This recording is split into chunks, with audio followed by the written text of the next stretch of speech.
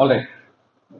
So we spoke a bit about what the divide and conquer approaches could be for the problem statement of uh, getting the ticket counts from South Zone and Goa.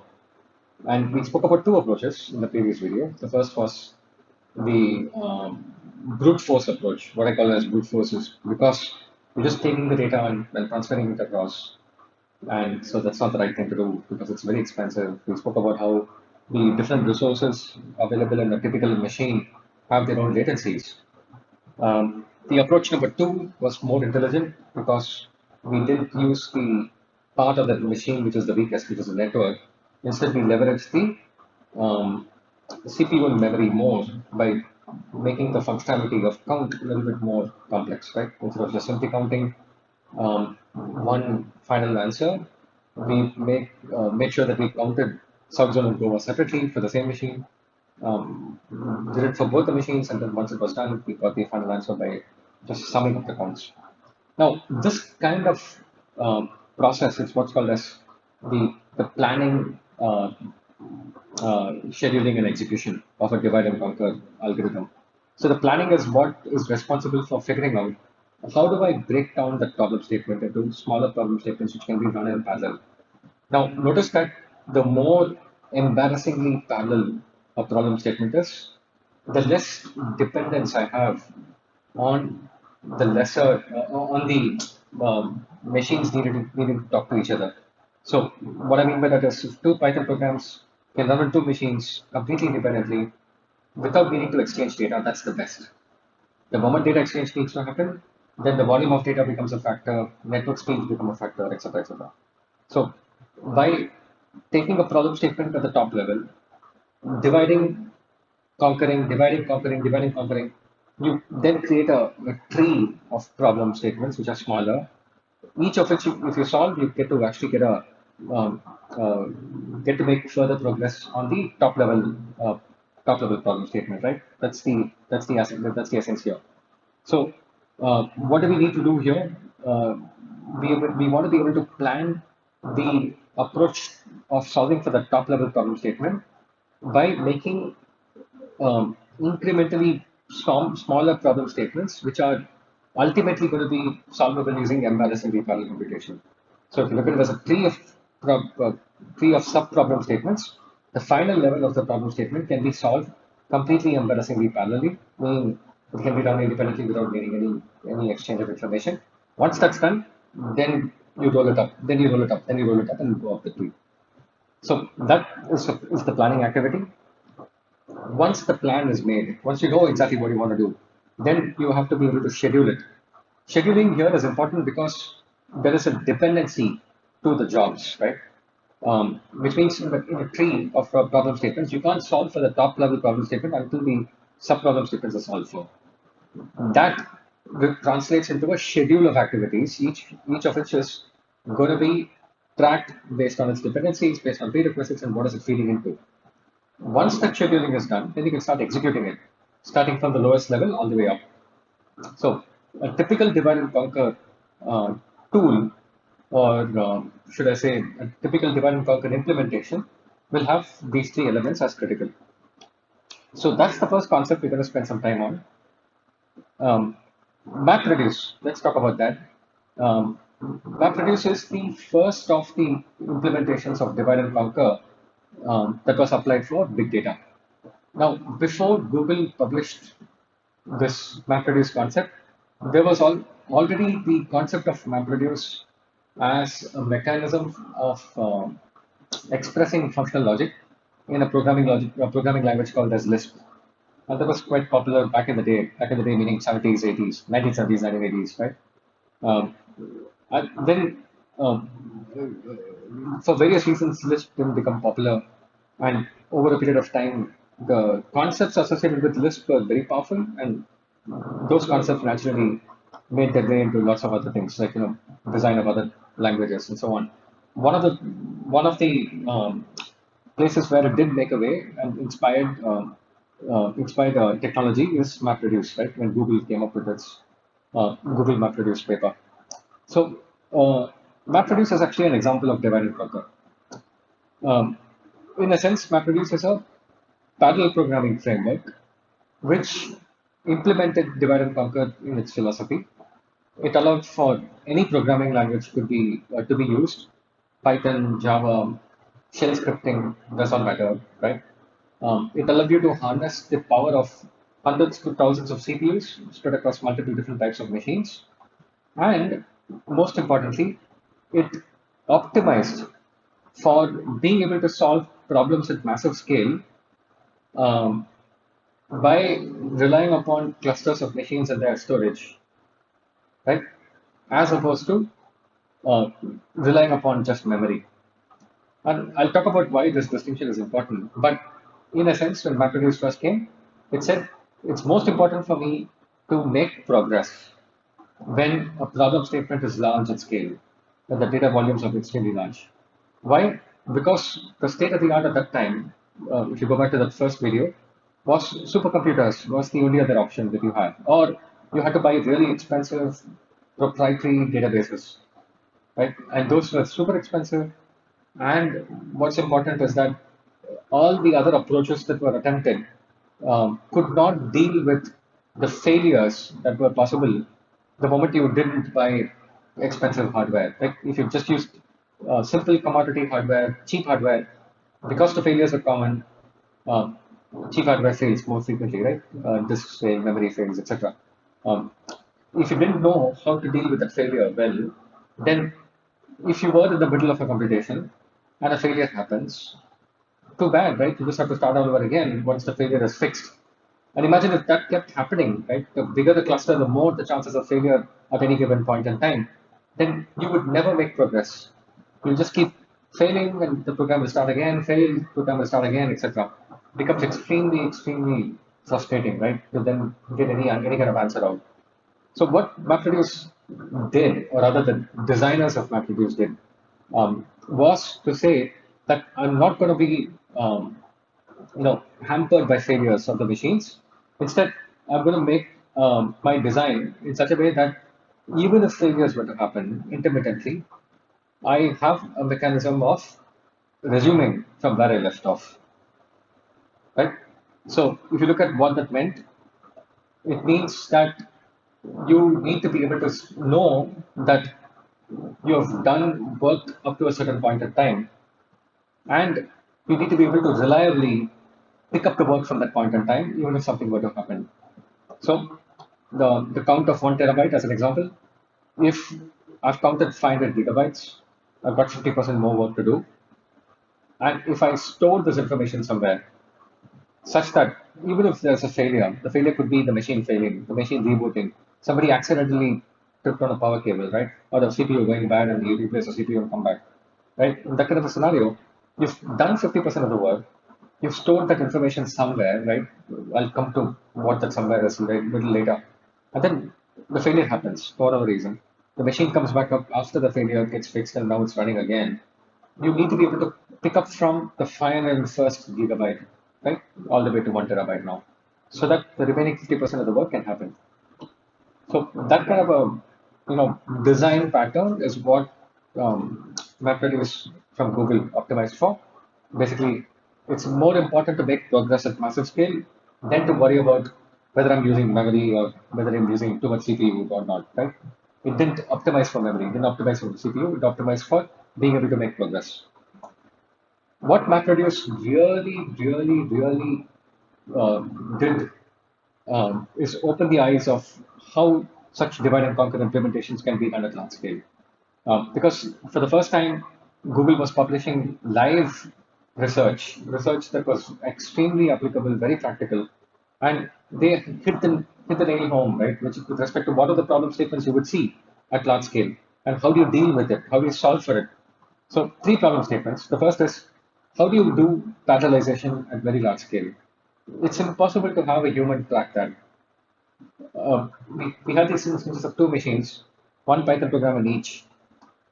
If a human was actually going to that machine, logging in physically, then doing /Python and executing the name of the file, that's one way of doing it, right?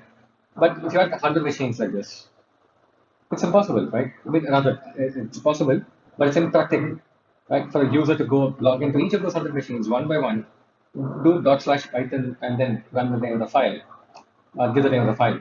Um, why is it impractical? Because it's just very painful to go log in and do it. The other reason why it's impractical is how do you, I mean, what do you do when something fails, right? You just go back and run it again, becomes a challenge. So the parallelization has to be automatic. What's more important is that we're talking about not just embarrassing the parallel tasks, but tasks which are solved using divide and conquer, which means it's a tree of parallelization, which means there is dependencies, the scheduling, and all of that. So all of that needs to be taken care of as part of this automatic parallelization. The second angle here is how do you deal with failures? You deal with failures by doing what I said before, right? You just store in some place how much work has happened so that you know how much more work needs to happen and where it needs to pick up from. So that ability to deal with failures was very, very interesting and very critical for why MapReduce was successful. So the fault tolerance capability, that's what it's called as fault tolerance. The third angle is I need to be able to know whether I'm making progress.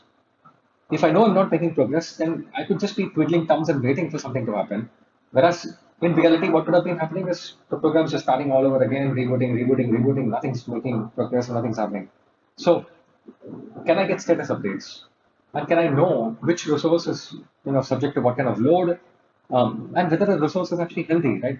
If there's a failure that's happened, can I know about it? Even though I have like fault tolerance built in, but if I know that the failure has happened, I can go fix it. So monitoring and status updates was a very critical capability. Prior to MapReduce talking about this, everybody knew monitoring was important, but it was more a nice to have, right? Because in the worst case, what could happen is you just have a human go to the data center and look at the machine and say, oh, okay, the machine is operating fine. Now, if you have hundreds of these machines, anything could happen to any machine at any point in time. Physically having a human to go check on this is just completely impractical again. So monitoring was a critical requirement, and MapReduce brought that up. And status updates was a critical requirement because when you operate at very large scale, some of these problems are not going to be solved in seconds. You're going to have to run algorithms and programs for 30 minutes or 1 day, right, or 7 days. So that kind of a setup, um, if I know it's going to take a long time, but if I wait for 2 days and then figure out, oh, something's gone wrong, I have to start again, that's very painful, right? That's 2 days wasted effort. Instead, if if the program itself, if the paradigm, if MapReduce itself can publish what is the progress I'm making in terms of the data volume I'm reading, in terms of the processing, then it's very helpful to know, okay, yeah, I mean, I still have 60% more to go, I have 40% done, etc. Right? So that status update is a critical part of measuring progress so that you know that you're not waiting forever. All right. So what did MapReduce, what was the design for MapReduce? The first is map function corresponds to a certain way of compute. I'll talk about that in a minute, what it comprises of. Then it had what's called as a reduce function, which is a counterpart to the map function. And once everything was done, the results were available. To make all of this work seamlessly, you needed to have a scheduler. The scheduler is responsible for figuring out which tasks run where and how are they connected to each other, etc. And then finally, in order to exchange data between two tasks, right, a map task and a reduce task, you need to be able to shuffle data across. Shuffle meaning you just move the data, transfer the data across. Notice that I said that we need to be able to transfer data between two tasks. I didn't say machines. That's because the task is the unit of parallelism, not machines. Why is that the case? Because some of the machines are really powerful. Like some machines could be having 10 CPUs, 100 CPUs. In which case, it has the capability to launch and manage multiple parallel tasks at the same time. So let's take the first machine example that we spoke about, two CPUs, 1 TB of storage space, having South Zone data. Even if it's two CPUs only, I can still run potentially not just one task, but maybe three tasks, right? Two tasks, three tasks. Why? Because I have two CPUs, firstly. Secondly, the CPUs themselves do what's called as context switching. They have the ability to manage slightly more number of tasks as well, not a problem. And they can just make it work. And uh, the reason why it works is because sometimes the task is waiting for storage, right? And storage is busy servicing one thread. In the meanwhile, the other thread can actually start doing its processing because it's already received its data. So those kinds of context switching is possible. But any which way, even for those two CPUs, I'm talking about at least being able to do two tasks, if not more, on that machine. So I don't need to be limited to one task. I could run as many tasks as there are possible in a particular machine. So if there are multiple tasks to run on a single machine, then I need to be able to schedule it. I need to be able to work with it. Now, since multiple tasks are possible in a single machine, the task becomes the unit of parallelism, not the machine. So, in which case, two machines in the cluster translates to potentially 20 tasks that are possible at the same time, or 5 tasks, or 10 tasks. Like it depends on the capacity of the machine. So, yeah, so map tasks become the first set of tasks that run. And as you see in the way this is depicted, one top order problem statement is divided into multiple map tasks that run parallelly without talking to each other, right? So there's no arrow that connects these red boxes with each other, which means this is an example of a embarrassingly parallel computation, right? I'm just taking a map task, which means the same copy of the code that does this map operation runs on every single one of these tasks. I'm doing that out. I'm doing that execution. Once I get the output, what do I do with the output? I shuffle. I shuffle based on some algorithm, some kind of a logic. I'll talk about that in a minute. Once I do the shuffle, then I spin up a bunch of reduced tasks. What do the reduced tasks do? They aggregate data. They collect data and do some aggregation on top of it. So the collection action is shown by, you see all these arrows converging here, all these arrows converging here, etc. So that collects the data together with that one task. And within the task, it does a certain operation, which is typically an aggregation. Aggregation meaning a grouping of items together, a collection of items on which you do some kind of an operation. So that's reduce. And these reduced tasks also, if you see, there's nothing that connects them between each other, which means they're also embarrassingly parallel. So same copy of the reduced code running on multiple tasks on multiple machines and running in parallel to produce the output. What output does it produce? It produces the final answer. So one problem statement can be broken down into a map followed by a shuffle followed by a reduce. That's possible. That's the minimum implementation plan, right? Think of it as this is actually the plan. The most sophisticated plan that's possible is I could have multiple levels of map reduce, which means map shuffle reduce, or map shuffle reduce, etc. Right? So it depends on what is the nature of complexity, what am I trying to solve this problem, but I could chain multiple map reducers back to back. That way I get the ability to do really complex problem statements with really multiple levels of hierarchies of sub-problems and I'll still be able to solve for it and get a final answer. Great. Let's just talk about shuffle briefly. Shuffle is responsible for getting the right data to the right place, meaning a map that produces output of a certain kind tells shuffle that this is the output I have and this is the way to interpret the output. And the overall planning of MapReduce, right, for that particular problem statement would have told shuffle that you need to look at that data, pick up certain aspects of the data and move the data there to this other machine. Likewise, move the other data there to this third machine, etc. Right? That's the logic of shuffle. So for the Goa South Zone example, I would have in the first approach where I'm moving data, remember? The map task just plainly reads data, nothing else it does, right? There's no processing that happens. Rather, there is no functional processing, meaning there's no operation of the data that I need to do to change the data. I just read the data as it is from the disk.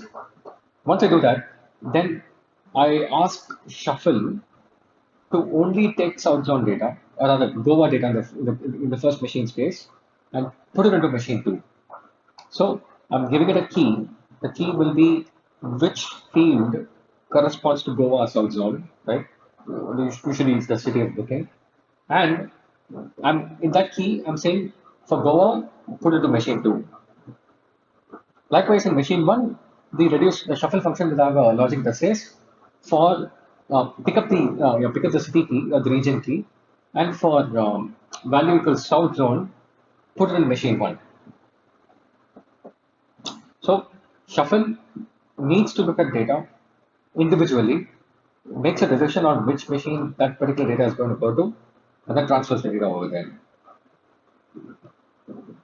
Yep. So a map task is like a reduced task. The only difference is that the reduced task has aggregation functionality built in, right? You could still use a reduced task and not do aggregations. That's up to you, right? But it's got aggregations built into the interface. Map task does not have aggregations built in, but in both cases, they're embarrassingly parallel. They just run as it is on every machine in parallel without dependencies. The only dependency is is actually availability of the data, which is being satisfied by the shuffle operation. Great. So I'll pause here. This is a logical time to just pause on what map reduces. In the next lecture, we will actually take a look at Spark, which is the next example of divide and conquer.